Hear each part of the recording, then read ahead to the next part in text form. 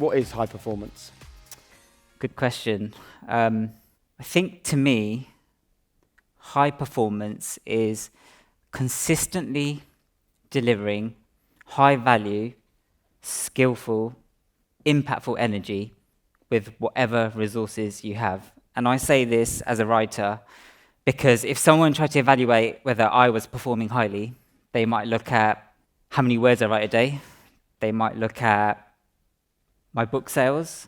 They might even look at how many likes I get on a certain Instagram post.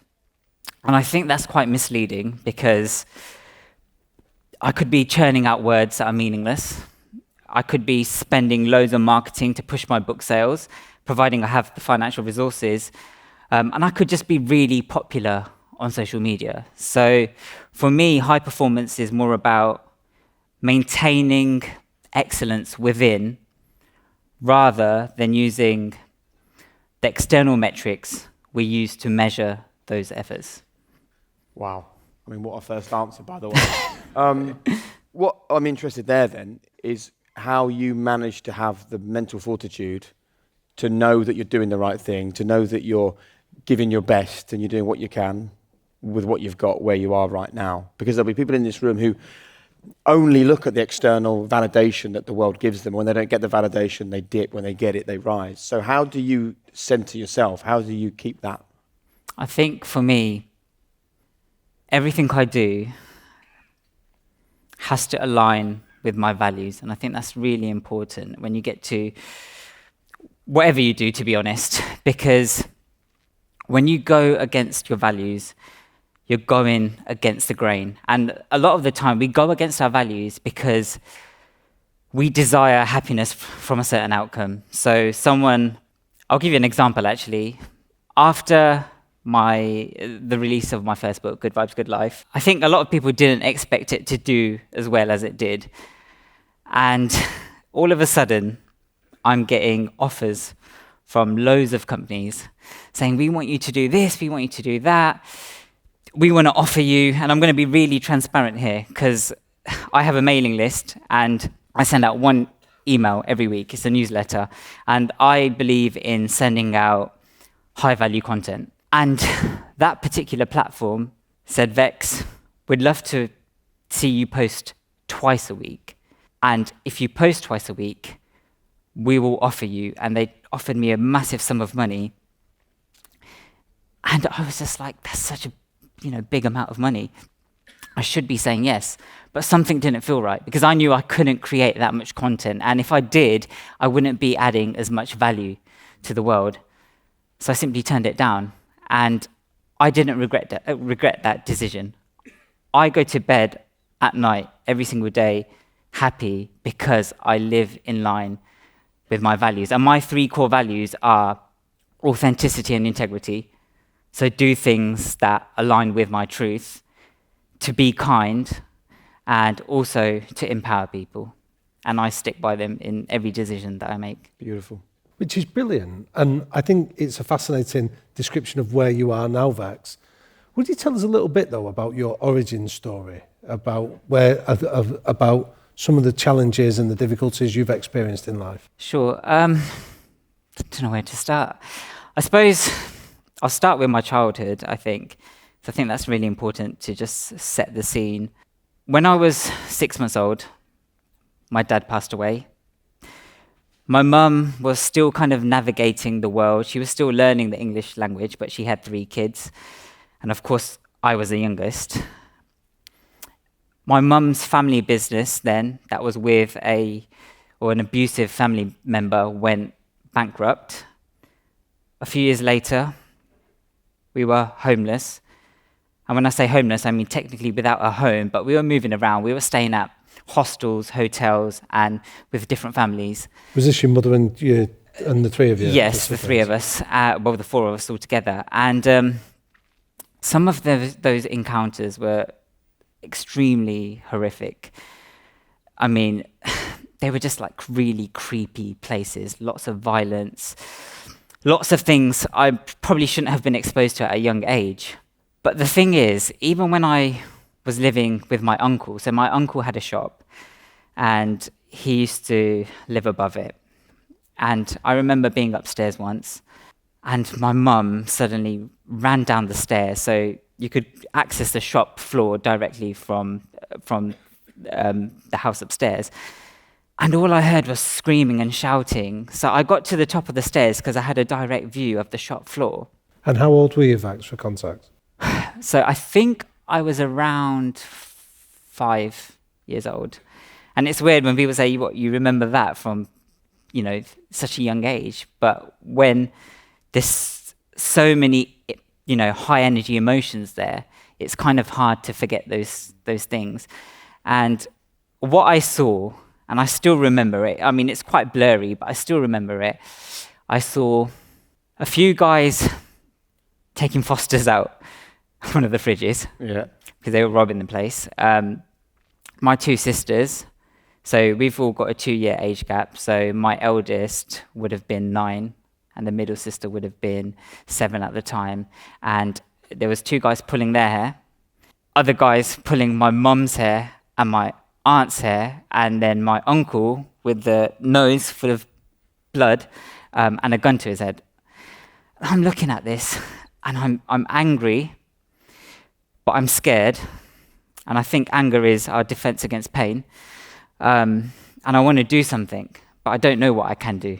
So I head down towards the stairs with my fists clenched. I'm like, I don't know what I'm going to do, but I'm going to do something. And then my mum sees me from the corner of her eye, and a mother's instinct is to protect her child. So she runs across and she's just like, stay there, don't move. And I go back up and I'm like, I just don't know what I just witnessed. And thankfully my uncle and my family were okay after that. But I just felt like after that moment, I was always on high alert. Eventually, my family and I found a council home, and that to us felt like the lottery. Like finally we've got somewhere that we can belong, somewhere that's ours. And when we moved to that area, what we didn't realize was that no one wanted us there. I remember the first time I just wanted to play with my ball. I stepped outside on our front lawn, just kicking the ball about, and literally, I think it was around, well, it started with 2 kids, and then it literally got to like 10 to 15 kids. And they were all shouting racist remarks, saying, go back to your own country, you don't belong here. And I'm already on high alert.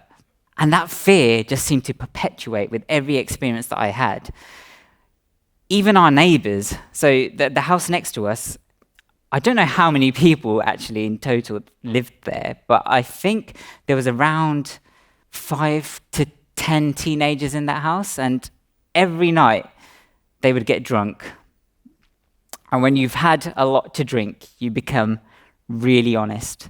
And what they would do is at about 2 or 3 a.m., they'd come knocking on our door, again, telling us that we don't belong here, we need to get out. And the thing is, this trauma that kind of brewed from these experiences, the reason why it was so intense, so there was one point we were trying to get rid of this old washing machine, and we left it on our front lawn, and our neighbours put fireworks in that washing machine, and in the middle of the night, I hear explosions.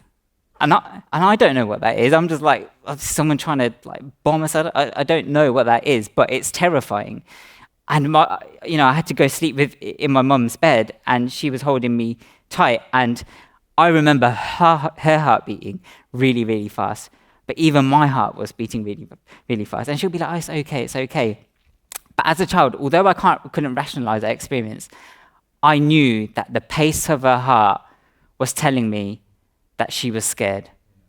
So as I grew up, the major themes that played out was racism, violence. We even had kidnappers in our area. But severe poverty. There were some days that my mum struggled to put food on the table. And it wasn't until I was a teenager and I just looked around and I just thought, you know what, I can't accept this reality. This can't be what life has in store for me. There must be more to it. Like, why does so-and-so get to live a life like this? Why all the kids why do they have, designer clothes? Like, why do I have to wear these trainers and make good use of them for the whole year, even though they're completely shattered. And I said to myself, you know what, I'm gonna change our life around. I don't know how I'm gonna do it, but I'm gonna do something. And when I was around 14 or 15, I really made use of the internet. Remember being on 56k dial-up, and took a while for a page to load. But I used to be really into music, so I'm a big kind of R&B hip hop fan, and I used to go on rap music forums, and I was also drawn to like philosophy, neuroscience, all that kind of stuff. And there was a section on one of these forums, and they would talk about deeper topics or deeper life topics. And in that forum, people were talking about a particular book that had changed their lives and loads of people's lives. I thought, wow, like, I'm not really a reader. And that sounds really weird coming from someone that's probably read over 1,000 personal development books, spirituality books, psychology books, or whatever, you know. The book was called Think and Grow Rich by Napoleon Hill. And I thought, I need to get this book. But of course, I didn't have money. So I did what everyone did during that time, is I downloaded it on LimeWire, along with a lot of viruses. But that book really... knowing laughs in the audience at that point. But that book really changed my perception, and it really gave me hope. And I used to really be into martial arts as well, and I heard that Bruce Lee read that book and it changed his life. And I was just like, well, if Bruce Lee's read it, I should read that book as well. So before we come on and talk about the change that occurred in your life, one of our favourite questions is to ask about the ghost of your childhoods that still rattle around in your adult bodies. Now, some of those traumatic and horrific experiences you've been through, what lessons did they teach you then that we would still find in Vex today? One of the biggest lessons is always, for me, is to, I suppose, remembering where I came from. My wife and I went to Bali for our honeymoon, and we did I don't know if anyone's been Bali before, but you can do cooking classes there, and I highly recommend them because they're such a joy to participate in. And we did it with a local Balinese woman, and we went to her home. And I noticed that the stairs were really steep. And I think I just said it out loud, that, wow, those stairs are really, really steep. And she turned to me, or to the whole group, and she said, there's actually a meaning behind that. I was like, oh, okay. And she said, the stairs are there to remind you that when you're working towards the top, or when you want to get to the top, you're going to meet resistance, you're going to meet challenges. But once you get to the top, the only way is down. So you have to be humble when you're there. And I think I carry that into my life today. I didn't always, but I think I do. Because even with everything that's happening with my career, or just with like social media, it doesn't really faze me as much, because I always think, like, what's the point being in this position right now if I can't help that young Vex? Because there's so many other people in that position. There's so many other people suffering. There's so many other people going through trauma. There's so many other people in positions that feel powerless. And if I've got this platform now, what can I do to make a difference? So I always remember that young kid. One of the things I've seen often on your amazing posts on Instagram, if you don't follow Vex, you really should. I'm sure you will after tonight, and in the book as well. You talk about happiness being a choice. Now, let's be totally frank. A lot of people struggle with happiness as a choice, because they say, well, how can I be happy because my kid's ill? How can I be happy because I've lost my job? How can I be happy we're in a global pandemic? It's a hard one for people to grasp. Why is it so important for people to understand that this fundamental philosophy of happiness is a choice, and how do you get them to that place? I think it's understandable if people find it difficult to listen to that phrase, happiness is a choice, and think, actually, no, this is happening in my life, and I can't be happy. I completely get that. What I found from experience is that we always think that happiness is this destination, right? So we go about our lives believing that happiness will come when our desires are met. But this is what actually happens. You have a desire, you meet that desire, the feeling of happiness goes almost instantly. And then you're on to the next thing. And then you're on to the next thing. You want to get the new iPhone because you think that's going to bring you happiness. And then the new iPhone comes out, you get that happiness, the novelty wears off, and now you're on to the new model or something else. And that's basically saying that happiness can never exist where you are. It has to exist somewhere in the future. And I think if we live our lives in that particular way, then we're going to go through our entire life never actually understanding what happiness is. We're going to consistently chase happiness, but never actually find happiness, because our desires are always going to change, because we always change, because change is the only constant in life. So I think happiness is a choice basically reminds us that actually we have the power to access happiness at any given moment. And that's by either changing our perception of what's in front of us, or making a choice to change something in our lives that will contribute to our happiness. And that's why I believe that happiness can be a choice. So take us back then to when you're 15 years old, you're on the internet, you're reading Think and Grow Rich by Napoleon Hill. What choice did you make then to be happy at that moment? I think at that moment, to be honest, the change really came from the pain of what I was experiencing. I think Tony Robbins says it, that when the pain of change is lesser than the pain of staying the same, it drives action. It changes, it provides motivation. And I think at that particular point, my life was so unbearable that I knew I had to make some sort of change. So I went to the book. I was actively seeking, so I was actively making a choice to read something that could potentially better my life, because the life in front of me was so undesirable. All I'd ever met was pain. And I think that's what really motivated that particular action at the time. And even when I was reading the book, I don't necessarily think the book brought me happiness or, sustained happiness as such. But it just gave me an ounce of faith. And I think sometimes that's all you need, that actually there is better out there. And then what I did with the internet is I started reading success stories. I think everyone loves the good success stories. And I was really into sports. So I would read Michael Jordan's success story.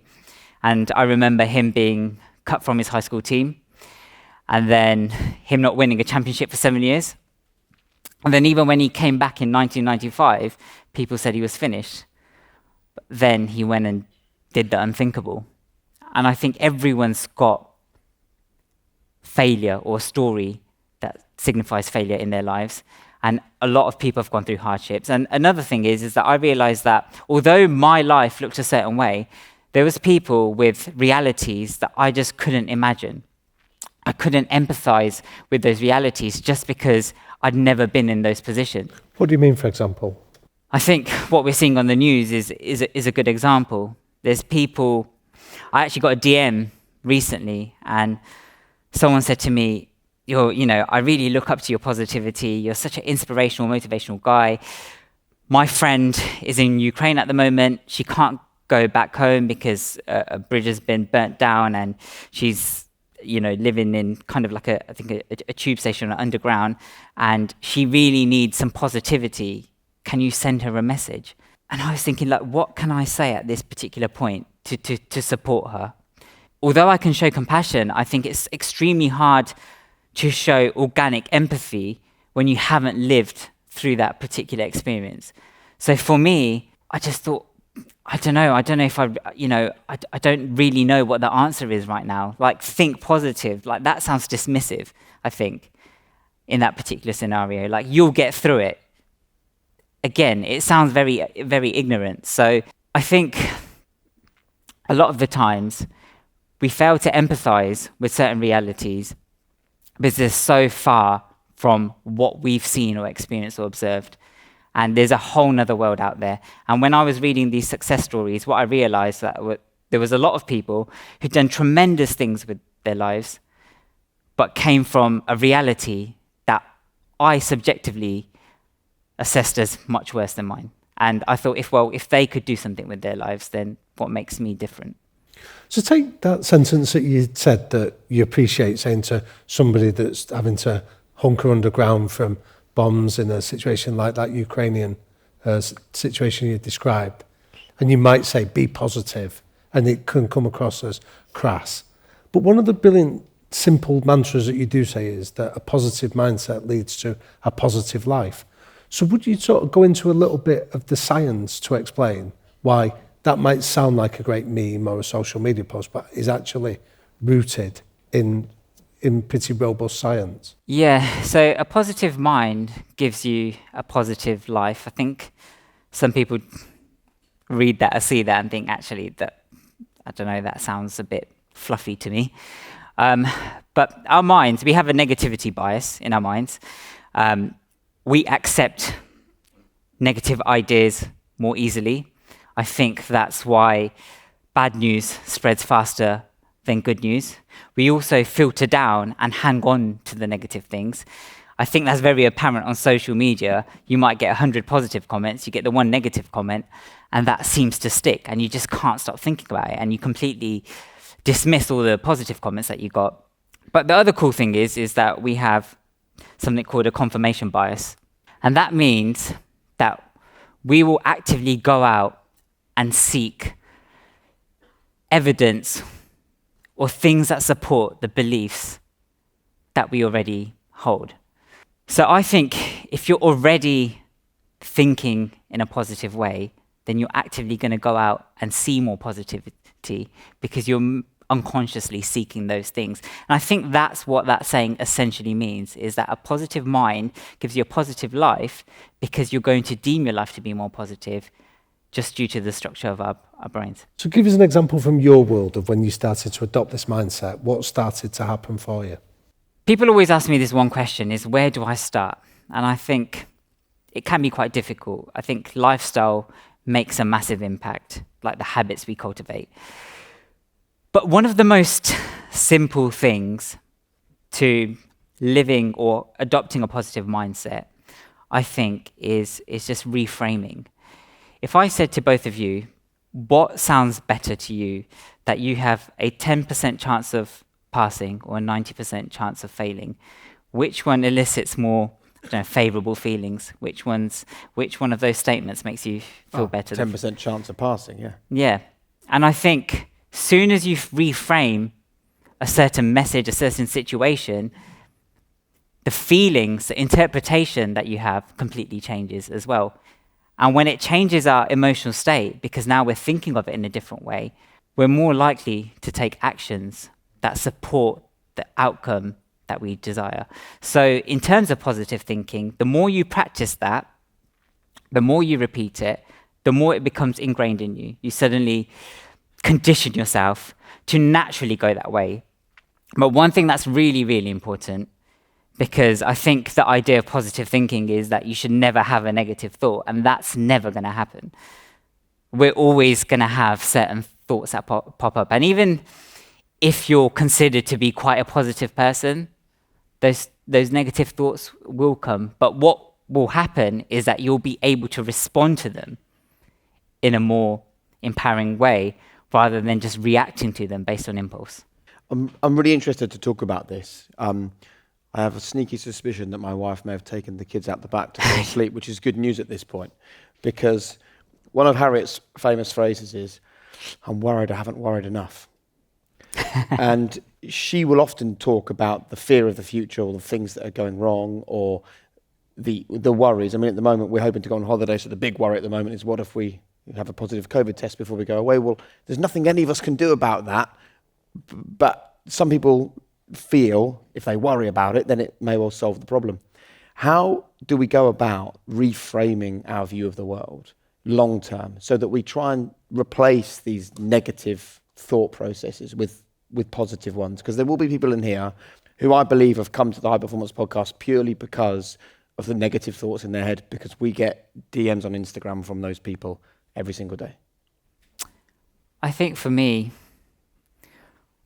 one of the most important things that I do is almost like an internal dialogue, is that with any situation that happens, I look at it and I say to myself, what can I change and what can I control? And if I can't change anything and I can't control anything, the only other option I have is to accept it. And that's literally all you can do. And can you train your brain to do that? I think if you do it enough, you can condition that into you. I think it becomes easier with practice, as with any skill. But the other thing I would say is that if you're feeling a negative thought or a negative emotion, because a lot of the time we try and get rid of it. Actually, if you don't mind, can I just do a little exercise with the audience? Definitely. If you don't mind. Right. I want everyone to close their eyes, if they can, please. And then, just for a moment, I want you all to think of a white polar bear, okay? Nothing else, only a white polar bear. So not what you had for dinner, not your plans for tomorrow, but only a white polar bear.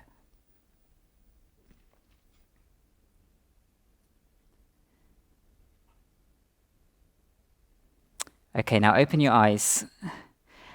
How many of you are successfully able to think of a white polar bear? Just raise your hands if you are. Okay, the majority, it seems like the majority. A couple of worrying hands not going up. Okay, so now I want you to close your eyes again, and I want you to think of anything in the world, okay? Anything, but do not think of a white polar bear, okay? This is really important. Do not think of the white polar bear. Just going to give you a moment. Okay, now open your eyes. Right, raise your hands if you thought of a white polar bear, even though I told you not to think of a white polar bear. Yeah. Okay, and this is based on a study that I think it was a Harvard professor called Daniel Wegner. I think he did it in the 1980s. In his actual experiment, he got people to do the same exercise for 5 minutes. And what he found was that when he told people not to think of the white polar bear, some people didn't only think of the white polar bear, they became obsessed with white polar bears. That's all they could think of. They would be having their dinner and they would be thinking of white polar bears. But this is completely normal. This is based off something called the ironic process theory. And in psychology, that basically says that if we try and suppress certain thoughts, they're more likely to surface. And I think that's really, really important, especially when it comes to your emotions and your thoughts, that if you try to suppress them and pretend that they're not there, actually what you're doing is you're giving them more momentum. And I think when people think of positive thinking, actually they're not responding and they're not practicing responses. What they're practicing is dismissing, suppressing, getting rid of. And that's why it continues, and sometimes it becomes really, really intense. So the simplest way to change your thinking, to change your emotional state, and I promise you this works if you really try to do it, is to just acknowledge the thought or the emotion. Because a lot of the suffering actually comes from resisting it. And that's proven by the ironic process theory. So simply by just saying, I feel this way, and you can say it out loud, and now that you've acknowledged it, suddenly that particular emotion or that particular thought doesn't have the same power it did over you. So in your work then as a life coach, where you're helping people to let go and to be able to focus on what they do, you must meet people that have almost been brought up in a culture where we do suppress our emotions, like toxic masculinity of like men don't cry, that kind of messaging. So how do you help people that struggle to let go and to be able to articulate their emotions in a healthy way? I try a lot of different methods, if I'll be completely honest with you. Now, I'm just going to be honest about my coaching. How it came about was I was on Instagram and I was sharing, my thoughts and ideas of the world. I like to merge everything I've learned, so my experiences. I like to read, so I read, spiritual texts, ancient spiritual literature, anthropology, psychology, neuroscience, whatever it is. I'm not an expert in any of these things, but I try and take what's useful, things that I understand, and things that I can actually use in my own life and help other people use. And as my Instagram started growing, I kept getting requests for coaching. And I thought, flipping hell, I've never coached anyone, but I had this childhood dream. I'm a big Man United fan, and I hope I don't get any boos. But You're in good company here, Jax, don't worry. But I had this childhood dream, right, that I would be in the changing room, and I'd be motivating all the players. And when people asked me to coach them, I thought of that childhood dream, and I thought, you know what, I'm going to create winners here, but I don't know how to do it. And I had to be completely honest, because the first person that approached me, or the first client that I took on, was an NBA basketball player. And I was like, look, mate, this is what it is, okay? I know my stuff, I think, to a certain extent, but my knowledge is here. I could always be learning. I don't have all the answers, but what I do is I will find an answer for you. I will make sure that you excel in whatever you do. And it was so strange, I didn't really I'll be completely honest, I didn't really know what I was doing, but I was using all these tools and techniques that I had used. And within the first month, his average for assists and points doubled. And he's telling everyone that Vex is the real deal, that he'll sort your life out, whatever problems you have. So suddenly I was inundated with requests like, can you coach me? Can you help me with this? Can you help me with that? And can you help me release my trauma? And I was thinking, whoa, this isn't my area expertise. So I always say to myself that I have to stay in my lane. There's some things I do know and there's some things that I don't know. And if, say, a player comes to me and he simply can't let go of something, and we've tried meditation, we've tried all kinds of things, I would recommend potentially a therapist to him and say, this might help you more than I can help you, because I know that I don't have all the answers. Although I'd like to have all the answers, I don't. It's not my area of expertise. But there was this one player, he couldn't meditate. He really struggled to meditate. My pep talks were kind of just going over his head, nothing seemed to be working. And for me, it kind of felt like failure. I was just like, I'm not supporting his journey in some way. What should I do? So, I spoke about therapy. And they went to therapy. And the problem is that a lot of players might not admit it, but all that stuff we write on social media about their performances, we analyze them based off one performance, and we basically say their career's gone to waste because of that one performance. They read all of that, and they're human beings, and that can really knock their confidence. But some of them become obsessed with it, and when they become obsessed with it, it really takes them over, and you see that performance on the pitch. And there was this one player, and he just wouldn't step away from social media, and I'm like, oh my God, what do I do?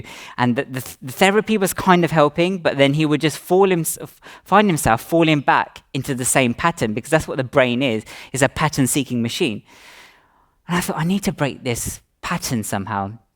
And then I remembered this study by, I think it was a professor called Don D. Kaufman at the University of Iowa. And he got his students to rehearse the piano in their heads without using their fingers at all.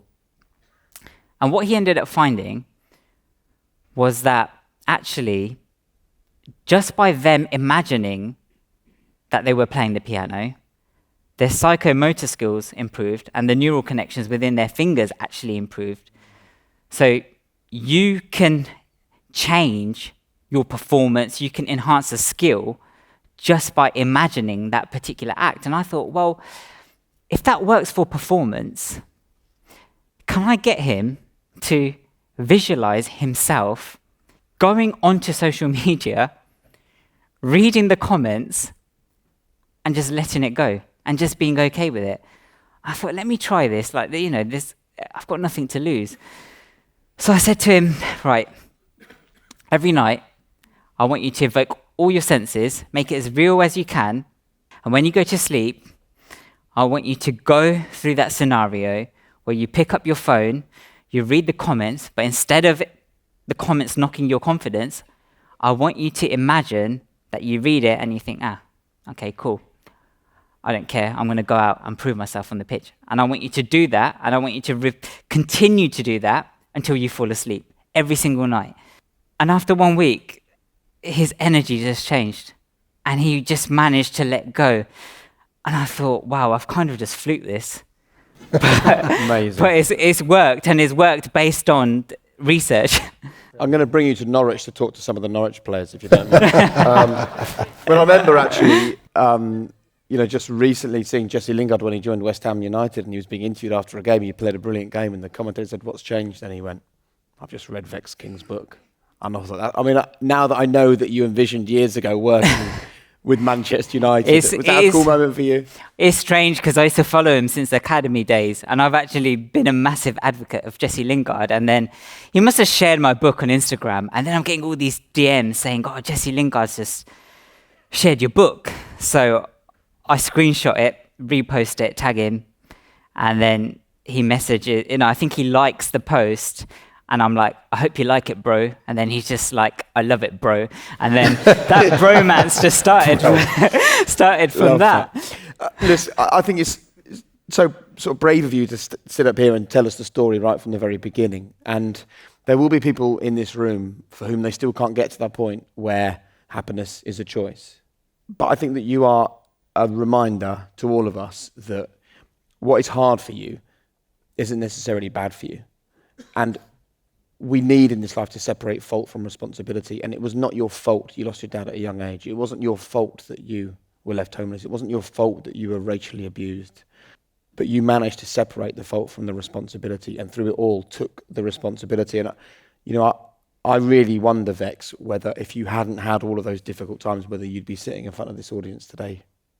I probably wouldn't be, if I'd be completely honest with you. And I'm not saying that makes those things that I went through okay, but I think it just gives them purpose. It means that I can change my pain into purpose, and then I can use that as power to create a change. And that's what I've done. If I didn't go through what I went through, I wouldn't be sitting here telling you these things. I wouldn't have gone and researched, read books. I would have just continued my life as it was, whatever that would have looked like. And I wouldn't have had a story to tell. And my story, for a lot of people, has inspired them in some sort of way. And I think that's really, really special. And if I hadn't gone through what I'd gone through, then, maybe that wouldn't have been the case. Amazing. Mate, thank you so much for sitting here and sharing that with us. Thank you. Incredible. Thank you so much. Absolutely. As you know, because I know you listen, we always end the High Performance podcast with our quickfire questions. The first one is always your 3 non-negotiables, Vex, for a high performance life. Okay, my 3 non-negotiable behaviours for a high performance life. Okay, so in my mind, I've just created this random acronym because it's going to help me remember my points. So the acronym's REV, R-E-V. I suppose that kind of goes with the whole high performance thing. But the R stands for respond instead of react. Because I think in your response, you're choosing how you want your future to look like.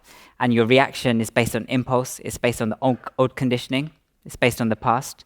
So I think you can be held captive to the past if you choose to react rather than responding. My second non-negotiable behavior, and that's the E, and it stands for effort. I can always try my best. I can always give all that I have.